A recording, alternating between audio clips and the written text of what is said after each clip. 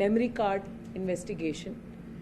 അതിൻ്റെ ഇൻവെസ്റ്റിഗേഷൻ പൂർത്തിയായിട്ട് ഇന്ന് നമുക്ക് നമ്മളുടെ കമ്മീഷൻ ചെയ്ത report, that is committee report, നമ്മൾ EC-യിൽ അവതരിപ്പിച്ചു. ഇത് നമ്മളുടെ വന്ന 11 ആൾക്കാരുടെ മൊഴികളാണ്. അപ്പോൾ ഇത് ഞാൻ EC-യിൽ വെച്ചിട്ട് എല്ലാവരുടെയും മുമ്പിൽ ചെയ്തു. ഇത് അമ്മയുടെ പ്രോപ്പർട്ടി അയച്ച് ലോക്കറിൽ പോവും. ആൻഡ് ഇതാണ് നമ്മളുടെ റിപ്പോർട്ട്. അപ്പം നമ്മളുടെ ആദ്യത്തെ ഈ ഒരു ടീം വന്നു കഴിഞ്ഞിട്ട് ആദ്യത്തെ നമ്മളുടെ ദൗത്യം ഇവിടെ പൂർത്തിയായി. ഇനി നമ്മളുടെ കംപ്ലയിൻറ്റ്സ് വന്ന ആൾക്കാർക്ക് ഈ കോപ്പി കൊടുക്കും. ആൻഡ് അവർക്ക് എന്താണ് തീരുമാനം, നമ്മളുടെ ഇവിടുത്തെ ഡ്യൂട്ടി കഴിഞ്ഞു.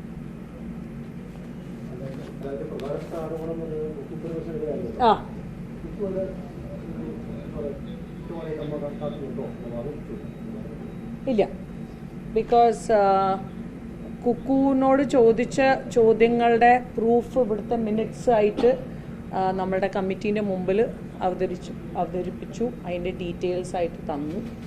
And that's it. ഇതിൽ 11 പേരുടെ മൊഴികളാണ് ഞങ്ങൾ എടുത്തിട്ടുള്ളത്.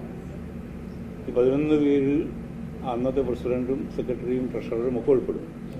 അന്നത്തെ മിനിറ്റ്സ്, അതിൽ സൈൻ ചെയ്ത ആൾക്കാർ, ഇങ്ങനെ ഒരുപാട് എവിഡൻസുകൾ കളക്ട് ചെയ്ത് ഒരുപാട് മൊഴികൾ എടുത്തിട്ടാണ് ഞങ്ങളുടെ 5-അംഗ കമ്മിറ്റി ഈ ഒരു കൺക്ലൂഷനിലെത്തിയത്. മെമ്മറി കാർഡ് എന്നതൊരു യാഥാർത്ഥ്യമാണ്. എന്ന് വെച്ചാൽ അന്ന് സ്ത്രീകളുടെ പ്രശ്നങ്ങൾ പരിഹരിക്കാൻ വേണ്ടി ചേർന്ന സ്ത്രീകളുടേതായ യോഗം റെക്കോർഡ് ചെയ്യപ്പെട്ടിരുന്നു.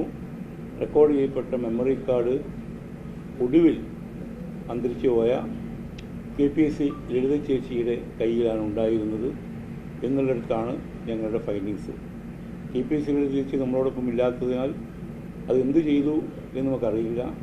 ഞങ്ങൾ കിട്ടിയ മൊഴികളിൽ കൂടുതൽ പേരും പറഞ്ഞത് അത് KPSC ലളിത ചേച്ചിയുടെ അടുത്തുണ്ട്. അവരത് പറഞ്ഞ കാര്യം ഒരു സാക്ഷ്യപ്പെടുത്തി. അങ്ങനെ വരുമ്പോൾ ആ മെമ്മറി കാർഡ് KPSC ലളിതയുടെ കയ്യിലുണ്ടായിരുന്നു എന്നിടത്താണ് ഈ അന്വേഷണം അവസാനിക്കുന്നത്. ഇതിൽ മറ്റാരും പ്രതികളോ കുറ്റക്കാരോ തെറ്റുകാരോ അല്ല എന്നുള്ളതാണ് നമ്മൾ ഫൈൻഡിങ്സ്.